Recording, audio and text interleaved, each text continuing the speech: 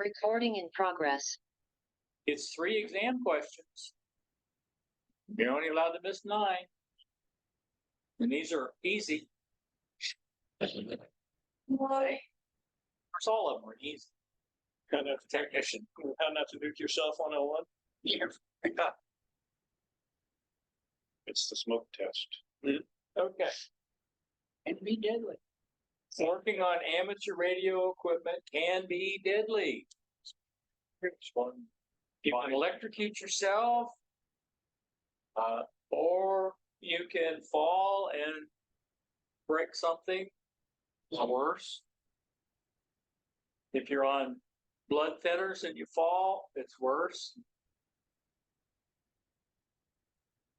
So you're possibly dealing with some very high voltages and currents. Even at 100 watts, if there's points on an antenna lead that are going to have 300, 400, 500 volts or more. And it's my understanding those can cause RF burns, go down deep. I've never had one, but I don't go touch my antenna when it's on. It's amazing. So you're saying a lot of this is common sense. Some of it seems like it's common sense. Put your in a ground wire and see your transmitter pop off. You might, Hit an antenna. if it's in the high power point of the field. So that sounds like you have a viral YouTube video in the making. Yeah. So turns out that voltages above 30 volts. Start. Yeah, Okay, you did. As little as 100 milliamps can cause defibrillation. So it doesn't necessarily take a lot of voltage. In fact, you may be safer at some of the higher voltages because of the involuntary contraction and you sort of forces you to let go.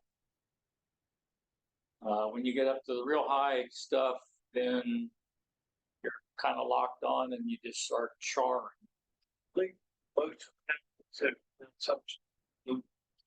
What's that? So the low? Yeah, that low. Yeah, it depends on, like, if you're damp from sweating or whatever.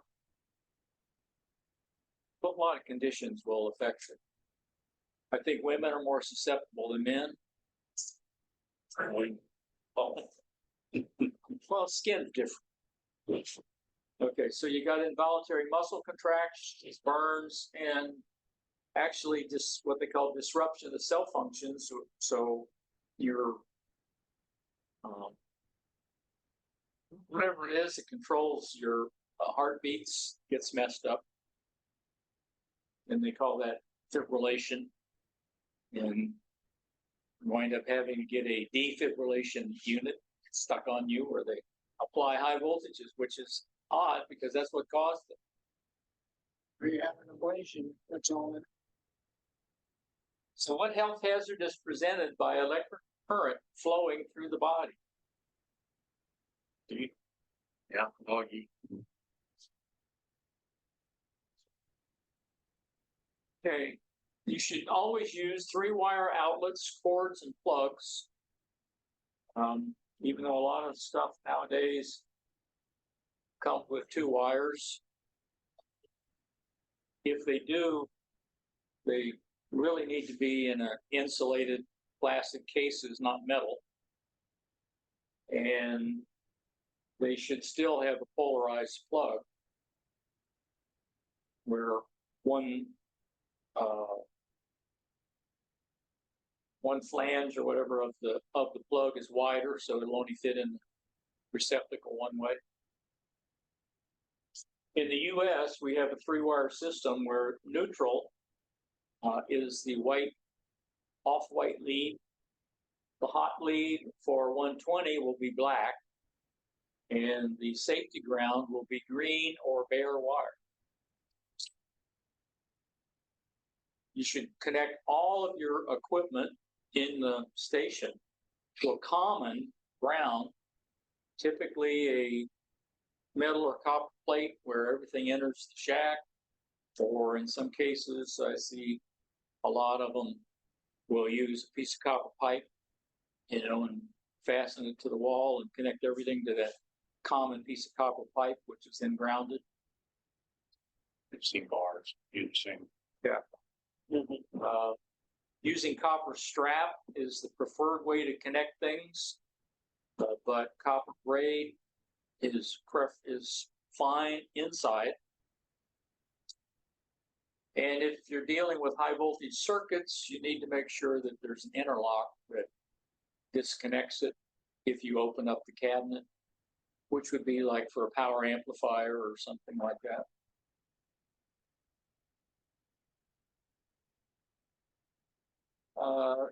This one shows kind of a typical setup where you've had possibly a lightning strike out here on the power line. And what's bad about this one is, you got your antenna over here and the tower's grounded. You got a ground rod next to it. You got the feed line coming in. It's grounded where it comes into the shack. Everything's cool. On the power side, service entrance is grounded. But the one thing that's missing is there's no ground between point B and point C. They're not tied together, except through the safety ground going through the house. Then you're saying the outside 10 feet. Well, as I understand it, the radius for a ground rod is about 8 feet. So if you get them closer together than that, then it's not as effective.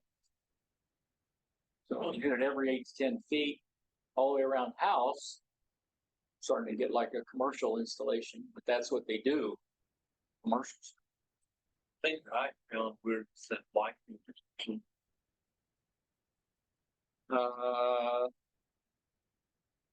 I don't know, it's AC, in that it's like 3 cycles. Actually polarized, if you analyze wiring that gets, blown out, it'll blow out typically top and bottom if it's solid run, then it'll blow out in multiple places along the wire. If you look at a portal, they'll run their ground wire down and then about 3 feet off the ground, they'll have the because like all of that loop, or it will blow out the wire. You would have thought the loop would cause it to jump off the bridge. Okay. No, this is just the bare wire going down the ground. So you've got just a 3-sided loop. It's cold wire that ring just going in. In this case, since you've only got this safety ground, which is typically a fairly small wire, that's connecting everything in the house, so your current coming down through your power line, part of it, hopefully most of it's going to ground, but depending on how good a ground that is, you're going to get a voltage divider, and some of that current is going to go through that safety ground. And could be enough that it wipes out everything that's connected to the safety ground. And replacing ups about 2 months from December. Whereas if you did the proper thing and all of your grounds were tied together through at least 6-gauge wire, then even if you do have that current, you're going to get most of it going through that 6-gauge wire to these other grounds, as opposed to going over your safety. It's a fault, technically, for justice. What would happen to Sandy's house? I'm trying to think where those But if you have a light strikes like the way lightning strikes, by the time it gets to that 100 feet where you're at, US one. Like, still like that down there, let's. Yeah, if you got a direct strike, it doesn't matter what you do. It's just starts to switch. Speed. Sandy, started his mirror twice. That part of his house. Right. Search, make sure the Wiped out most of his finances. And it wasn't a direct strike. It wasn't a direct. Okay, in the United States, what circuit does black insulation indicate in a 3-wire 120 volt cable? Hot. What's a good way to guard against electrical shock at your station? No, All the above. Okay, fuses or circuit breakers are intended to remove power and prevent excessive current or overload of circuits. They're only installed on the hot conductor in 120 volt AC. So it's on the black wire, never on the white side. If it's a fuse or a circuit breaker, it needs to be sized to whatever the maximum current of the load is and the size of the wire. If you've got 14 gauge wire, shouldn't be more than 15 amps.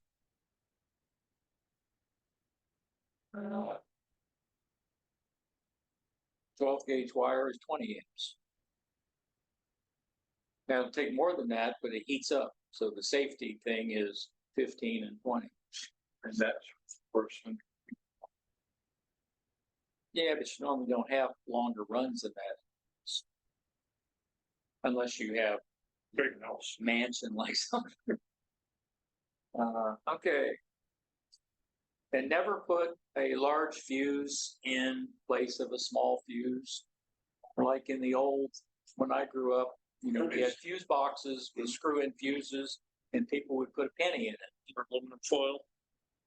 You know, it was a penny then. Yeah. And pennies were cheap then. Yeah. What's the purpose of a fuse in an electrical circuit? Doggy. Big. Yeah, big. One thing, you were saying about fuse loading. Now, DC's. Right. On and We're not there yet. Okay. That's okay. I'm not sure I totally understand why in the car would we do that, but that's the practice. Yeah. I know why you do it in the AC house wire, but because you don't want to break that ground. Because then only your safety ground is your ground connection. Where should a fuse or circuit breaker be installed in a 120 volt AC power circuit?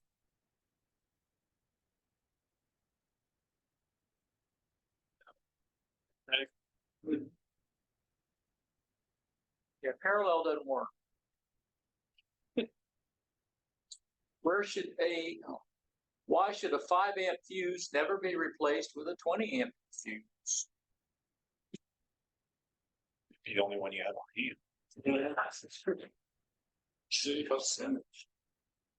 Put the bigger one in across your fingers. Yes.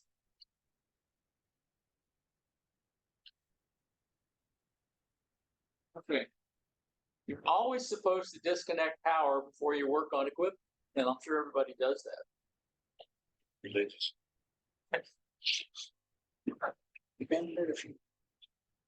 when we were kids, with, my old mother, he would strip about 3 feet of wire off and zip forward.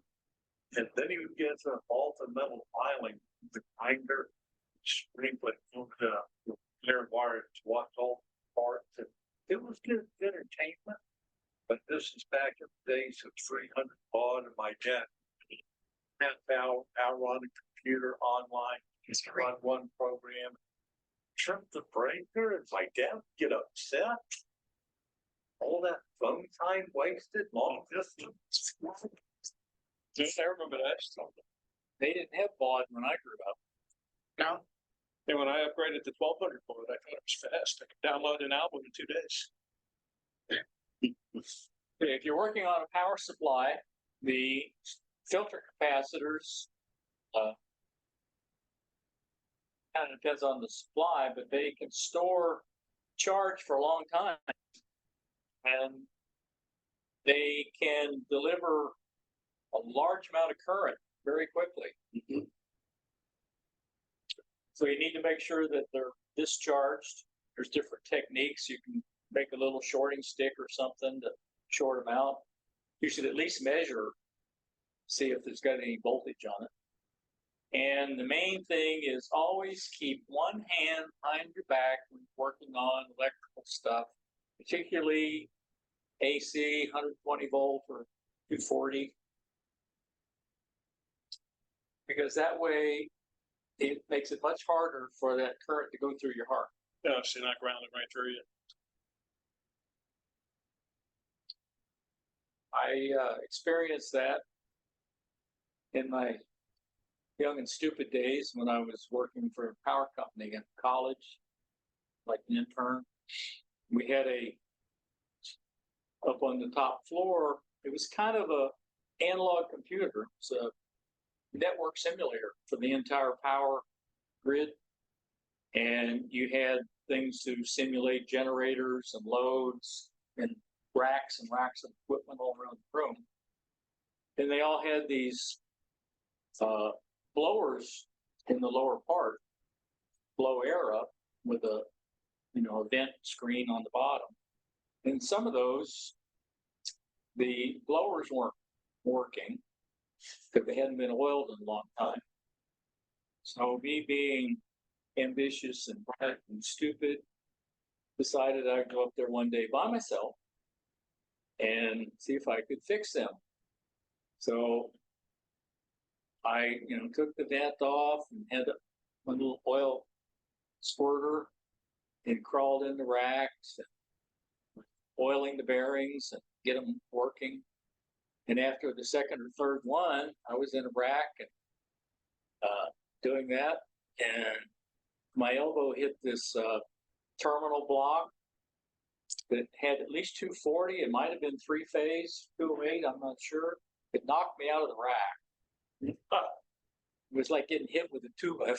Oh, yeah. At least it was your elbow and you could grab onto it. yeah, But I don't know how because laying in there upside down, in that rack, I had, except for my shirt, I pretty much had contact all around. I'm not sure how I lived through that. I wouldn't do it again. You bet. My first experience with the capacitor was you remember the 110 cameras? I was in there with the screwdriver trying to get some dislodge out of there and hit the capacitor, and that thing white jolt. What hazard exists in a power supply immediately after turning it off? Yeah. Okay. 12-volt storage batteries have several potential hazards. If you short the terminal, you can actually make one blow up. As a minimum, it will outgas a lot of hydrogen, which could cause fire.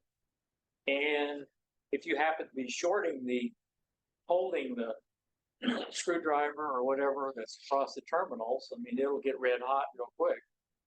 So it would definitely cause severe burns.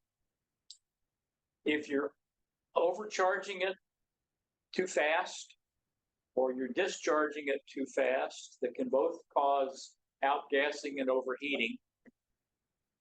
Elon. And hydrogen gas is produced from the outgassing is flammable. They also contain sulfuric acid, so if they explode or you do something else to open, sulfuric acid is not a great thing to get on you. Keep a 5-gallon bucket of baking soda. near our forklift charging stations for all the times we spill it when we're watering. Which of the following is a safety hazard of a 12-volt storage?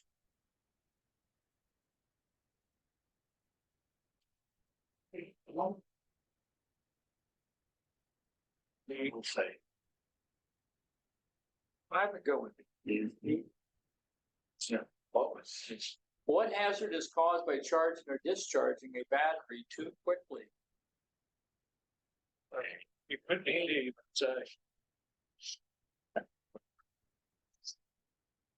I think we'll go with that. Antenna installation. Okay, you should look for and stay clear of overhead power lines. I do that. I see it right there. My antenna's right here. If the antenna should fall, they recommend that no part of the antenna tower should be less than 10 feet from the power line. Huh? Still pretty close. Well, Depends on depends on the length of your antenna. as long as you're 10 feet away, you figure actually it only needs to miss it. Miss it by 10 feet. In my case, if it was to fall in that direction, it would be more than 10 feet over it. Ouch. So I have some extra guy wires in the opposite directions. If I have a, You should not admit that. I think. well, I'm just being practical. It's either that or no vertical.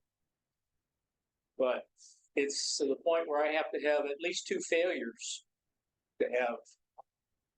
And even then, it's a fiberglass mast that would hit. If it's raining, you So, sit here, well, sit here. It's not the No, it's the distribution to the transformer. It's probably 10 kV or 15 kV. that would be explaining. Yeah, I know. Very shiny things have. Yeah. But that's why I keep, not there, not using it. I keep the feed lines disconnected. Well, Not feed lines. make sure you get shot. I keep the radio disconnected from my switch, and the switch grounds everything. So, and then it's through lightning arresters that are grounded, and then it's grounded through at the base of the mast, through some feed throughs that are grounded. So the shield is grounded multiple places. So you're doing it wrong, but you're doing it wrong in the best way. Right. Best practice for doing it wrong. You should never mount your antenna on a utility pole because it could contact high voltage power lines. Now, hold on, don't they have little, transmitters on the power pole every now and then? I think they do. Yeah, but they're not amateur, those are professionals. Oh, Probably the power company.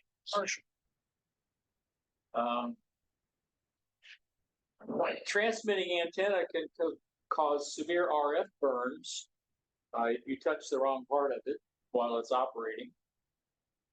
And you need to locate your antenna where they're not within easy reach of people. So they recommend, like on inverted V's and stuff, that the ends are at least 8 or 10 feet above the ground.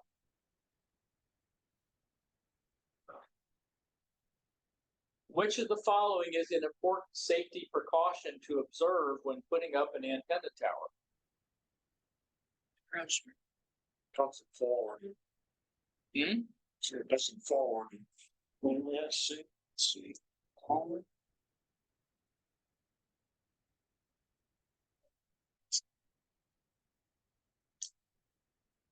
That's a tricky one. and don't put it up while there's a lightning storm. You don't need to risk. No, yeah, that's just ESD. Yeah. Isn't that covered under the 10-foot rule? Which, And instead, it's like tower, you're stay clear of any overhead wire. Stay. Well, if you put it up, make sure that there aren't any overhead wires. Yeah. It says it's an important safety precaution. I don't know that it's a law.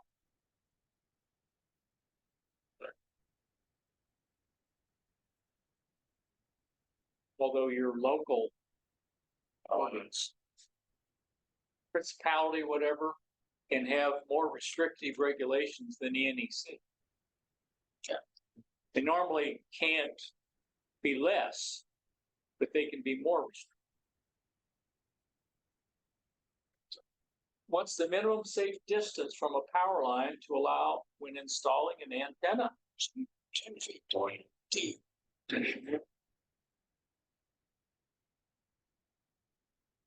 Why should you avoid attaching an antenna to a power pole?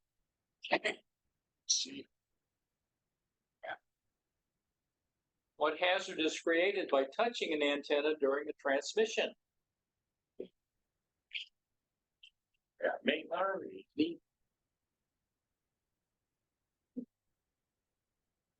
For tower installation, you need to have sufficient training on how to climb a tower. They do some classes down at PCAR's case for that.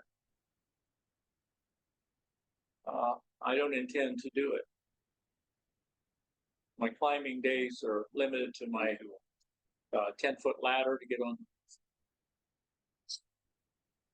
Use appropriate tie-off to the tower at all times, which I assume they're talking about the harness, the strap around you that you clip to the tower if you're going up. Always wear an approved climbing harness. Never climb without a helper or observer. You need a ground crew that has 911 on speed dial. Never climb a crank-up tower unless it's retracted or the safety locks are in place. And always use safety wire on turnbuckles to keep them from loosening due to vibration. And those guide wires do get a lot of vibration. Can really start oscillating with the right winds. Here's a view looking up a crank-up tower. And this is that, I think that same tower after they put it all the way up. Something tells me the HOA would be pissed. Yeah. Paint it sky blue. Yeah, there you go. Green at the bottom and. I think if you put a birdhouse on some, Oh, okay. And a flag. a flag with a light. flag. I mean, that's what we used to do during World War II. Bottoms of the planes blue, tops of white, green. There's a picture of a typical approved climbing harness strap. I got one of those just to use to go up on the roof, and I can tether myself to high bolt up there and adjust it so I can't fall off. In the beginning of working in a warehouse, I had one safe, and then I decided to be like Spider-Man, and now I just climb the racks. But I still can't climb up a ladder and stand on the roof. But it worked. It doesn't bother me. That's why I live across the street. Yeah, exactly. That's why I sent you up instead. Yeah, all the choices are clear. What is required when climbing an antenna tower?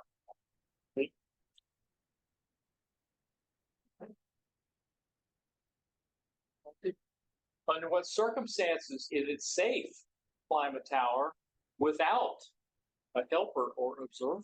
Never. Stockbroker in trouble.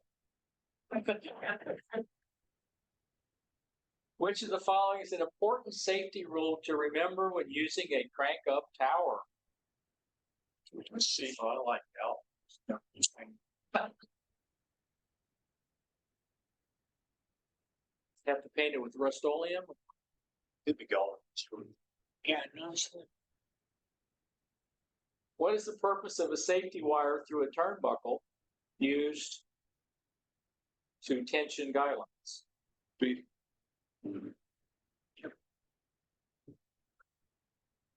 Grounding. The local electrical codes will establish grounding requirements.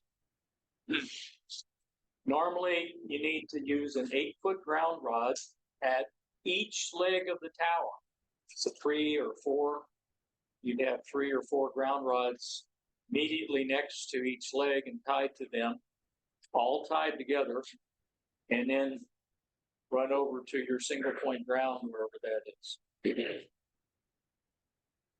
And again, that should be done with strap or heavy gauge wire. Now, they're recommending short, direct, no bends, no loops for the connections. So I don't know about your loop on the Go look at some Oh. power. check it, but it's Yeah. it seems to be in conflict with common practice for Electric. unless you're, maybe they know something. I never came across that for the year or so I worked at the power, It's really, but which part? Kentucky Utilities. Yeah, they have to think of it. Well, see, after we shortened. And I was just an intern.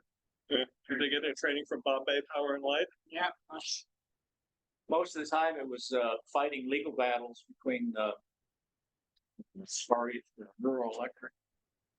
You know, it was always who had jurisdiction or whatever. The more areas you served, the more money you made. Everything comes down to money. Yeah. it wasn't Florida flash and flicker. So sharp bends should be avoided. And the ground station system should include your station single point ground and your utility safety ground. All those should be connected together. The idea is to keep them all at the same potential, so the resistance between the points is low enough that there won't be a voltage difference at any point. If I remember, the sharp bend is because electricity will find that as focal point. Well, it's an inductor. And, you know, when that leading edge of that current wave comes down, okay, what happens to an inductor when you give it a step voltage? It looks like a infinite resistance initially. So it's going to appear like an open circuit, and that is going to increase the voltage. It's going to go somewhere. Reach the point of the ground. Understand the body.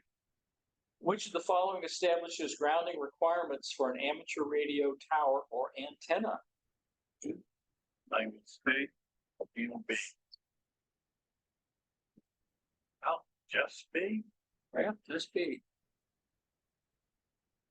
The FAA comes into play when you're within, Not, no.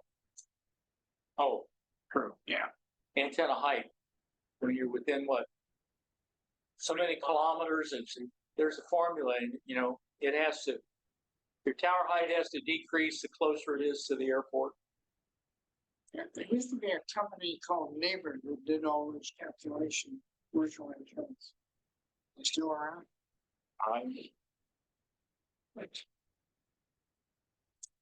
Which is a proper grounding method for a tower?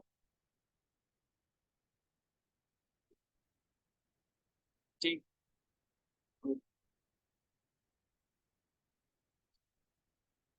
Which of the following is good practice when installing ground wires on a tower for lightning protection? C.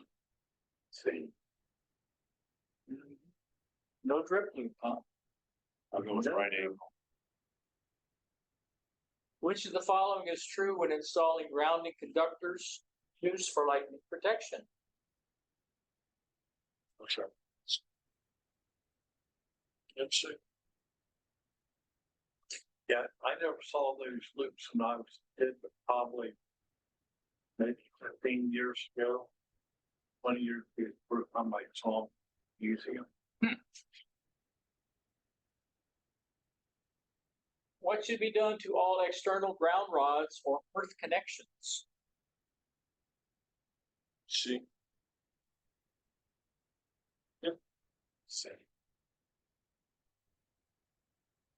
Lightning. It can be conducted down your feed line. You can use lightning arresters to shut it to ground. They're typically either some form of a spark gap or a gas discharge tube. Most of the amateur radio ones use a gas discharge tube in it. They should be installed in the feed line, usually at the entrance panel to your station, and grounded to that single point in your grounding system outside. They are rated by power requirements and also frequency. There's different models for VHF and UHF as opposed to HF, and also for different power ratings, whether they're a couple hundred watts or kilowatts. And like I said, most of them use a gas discharge tube. And most of those, it's a replaceable tube. It's a little screw-in module. And you're the two brains of the money pump.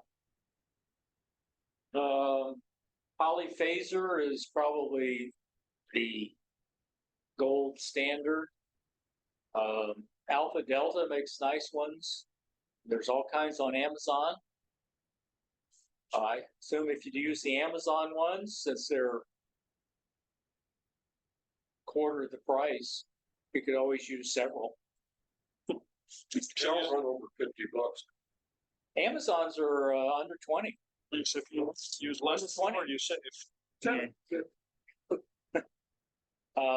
only times. The Alpha Deltas, 50. The polyphasers are 100 plus. Yeah, but what cost is your base station? We'd rather have the $50 for the insurance. Although when you start getting multiple antennas, it starts adding. Right. And some people put them at the, like if you got a tower or a mast, you put them at the base where you ground it, and then also at the entrance. So that's like Dave. Changing to your arm, higher Dave. Don't have 2 and 3 polyphasers. Just Hey, Right.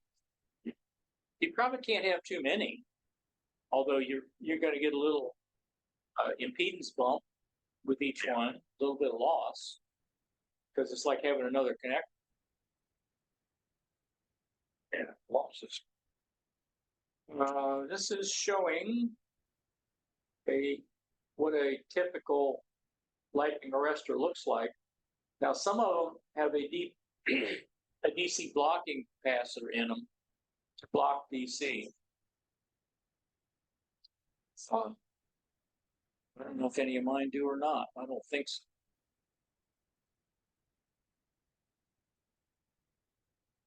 And I'm trying to think why you need that in some cases.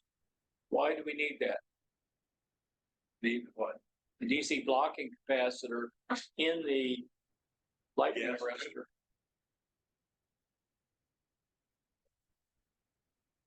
So your power injection to your 3 amp volt work. Well, you wouldn't get it up there with that capacitor. Yeah, that's why you need some on your RF injectable. There, but it's a pre-amp up there, your transmitter's gonna wipe that. Not if you have your front there that does the TR switching on through RF. And that's why you have to have the DC injection. So you want to make sure that you do blow it out. So I'm not sure we know why you would use that, but I'm sure there's cases where you need it. I'm just not familiar with what they are. And I think this is trying to show that you'd have 0 volts on both sides, and somehow, I guess, I would have thought that you'd bleed off the 600 volts from static charge through the bleed resistor, but here they're just blocking it. I would talk to KU0R, he's one that gets insane about that. Nuclear day, Okay. Which one is that? Pirate Day, KU0R, nuclear day, I don't know that I know that, Dave. Dave Lorette. Oh, okay. All right, well, yeah, I can believe he's that guy. Where should a lightning arrestor be installed in a coaxial feed line?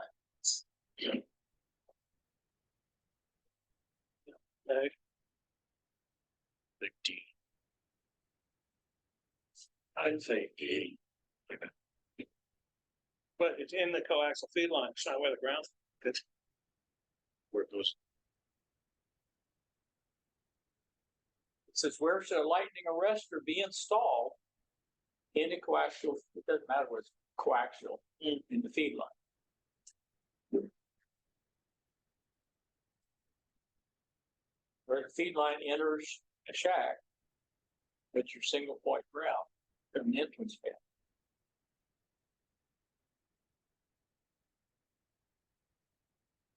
Taking out, The output connector of your transceiver is going to be inside the shack. You don't want it inside. Yeah, that makes sense. lecture David, that's, And you got one outside anyway. Yeah. Okay. We have two types of radiation, ionizing and non-ionizing radiation. And it's really dependent upon how much energy the particles have. And they measure that in electron volts. And I saw a chart the other day I was going to add, and I haven't, that lists what the energy is for everything from DC to whatever the high end of the spectrum is. And it's kind of interesting, but the break point between non-ionizing and ionizing is up where it's some number of electron volts. And that's enough energy that it can actually affect tissue. You know, it's the same kind of energy that can knock free electrons out of oxygen and copper and stuff. Can affect the tissue in your body, cause cell damage, and overexposure to it can be deadly. You're talking about ultraviolet and some higher energy particle X-rays, cosmic rays, all those kind of things. When you get down to the RF frequency range, it doesn't have as much energy, so you can have RF burns. It's due to heat. Okay, it's not actually changing the cells. It can still be a health hazard from overexposure. And what this is leading up to is the exposure requirements for RF radiation. Some of the stuff you have to either calculate or measure, see whether you're within the legal limit.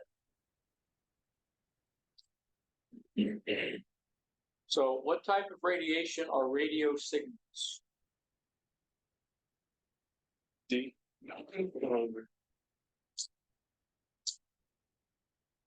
How does RF radiation differ from ionizing radiation, radioactivity? Yeah, that was the other one, gamma rays and those things.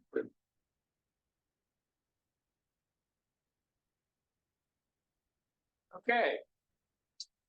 Exposure limits.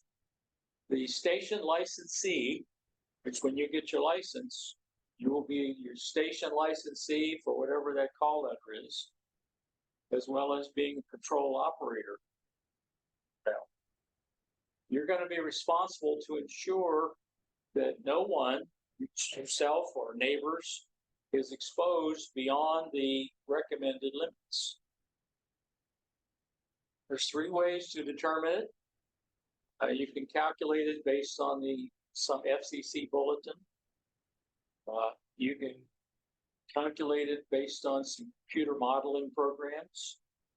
Or you can actually go out with a field strength meter and measure it. But that requires a calibrated field strength meter. Fairly expensive. The little field strength meters that you can get for cheap are it's just a relative thing. They're not calibrated. You couldn't really use that. For anyone out there that rents, Maybe. Yeah. But it's much easier if to go on, and I suspect there's others, but the ARL website has a calculator to do it. And you just fill in the blanks. You know, what frequency you're operating at, what power, what's your antenna gain, what's your duty cycle. I think that's all you need. And it will Distance. it calculates the distance. Yeah, It calculates out for you. Right. they calculates, You know, the other way. calculates controlled and uncontrolled, controlled being you're the operator, how much damage you should be willing or not willing to expose yourself to, and uncontrolled, It's your name. you're People that don't know that they're being exposed. Generally, your antennas up high was affect anyway. Right. UHF, VHF. Right. VHF doesn't have that. HF doesn't have that much. so. Right. So for your duty cycle, you calculate how many minutes are in the week and how many minutes you operate till you get a really, really, really low duty cycle. You get more by flying an airplane, you know, It's the percentage of the time you're transmitting. yeah, Yeah, that's what I'm saying. Now, out all the minutes in a week, I'm only transmitting.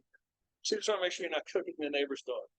Yeah, So who is responsible for ensuring no person is exposed?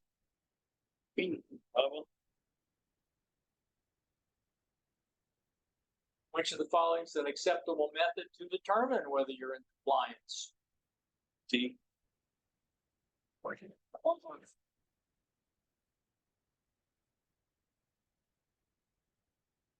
Okay, one of the factors is duty cycle. Okay, it's percentage of time a transmitter is transmitting. And that will affect the average exposure. well, If you decrease the duty cycle, you will increase the exposure limit. In other words, you can tolerate a higher exposure longer with a lower duty cycle. so you make the duty cycle based on. The allowable power density is inversely proportional to the duty cycle. So a 50% duty cycle will give you 2 times the power density of the recommended level, and it goes by frequencies. Whereas a 25% duty cycle will give you 4 times. And they measure it in milliwatts per square centimeter. So you could have 4 milliwatts per square centimeter at 25% duty cycle, and only 2 milliwatts on 50%, and 1 milliwatt if you were at 100%. What's the definition of duty cycle? The averaging time for RF exposure. C.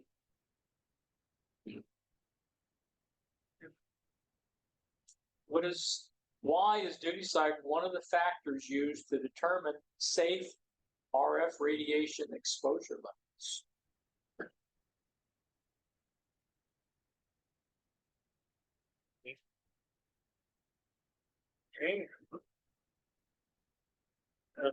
Average Exposure. How does the allowable power density for RF safety change if duty cycle changes from 100 to 50%? C. True. Power density. C. It's inverse. You can double your time. The human body absorbs more RF at some frequencies than others, and it's different parts of the body they don't distinguish. I think it's your eyes and some of your internal organs that are affected first. Here's my reference and which is the time on for 6 duty cycle could be a second, even on week, the period. Okay, Yes, the limits are different for each amateur radio band because it is frequency dependent. 50 megahertz is the amateur frequency at which the human body absorbs the most radiation. So 6 meters is the one you have to watch out for. So if you were doing 1500 watts on 6 meters, you might cook somebody.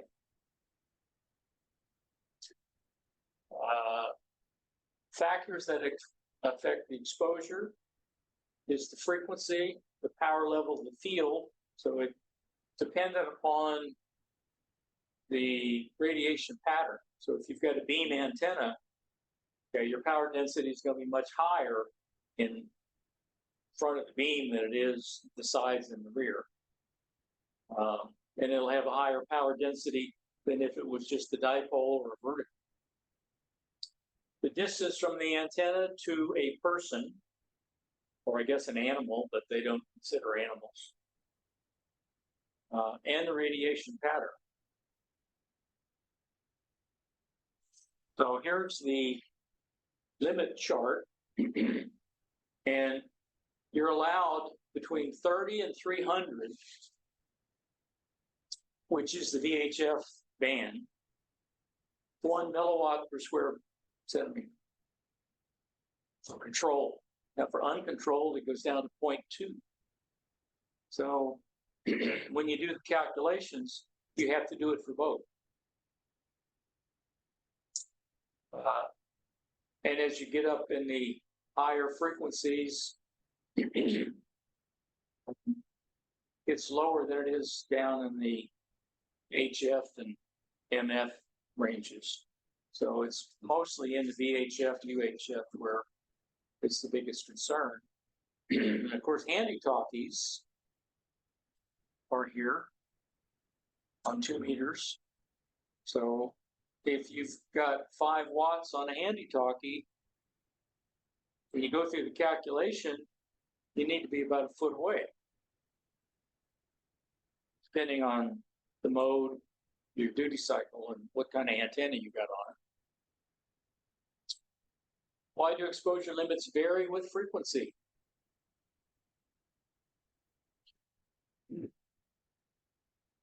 Yep. Which of the following frequencies does maximum permissible exposure have the lowest value? What factors affect the RF exposure of people near an amateur station antenna?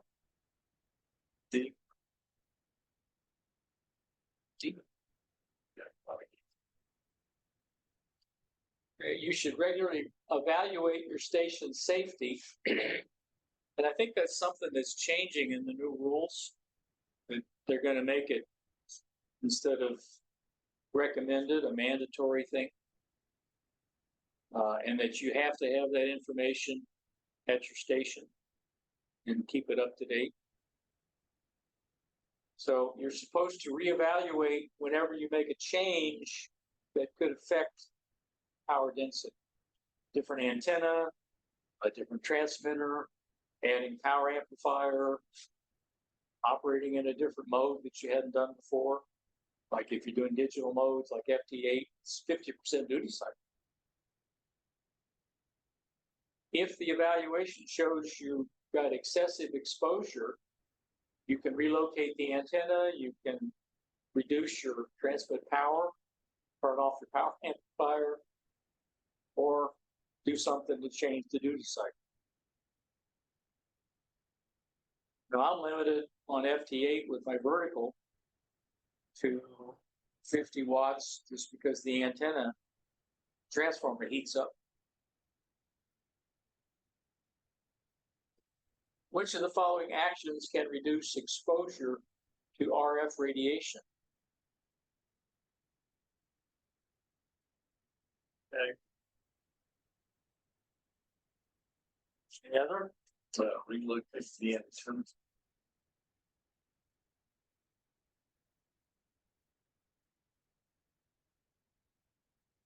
How can you make sure that your station stays in compliance?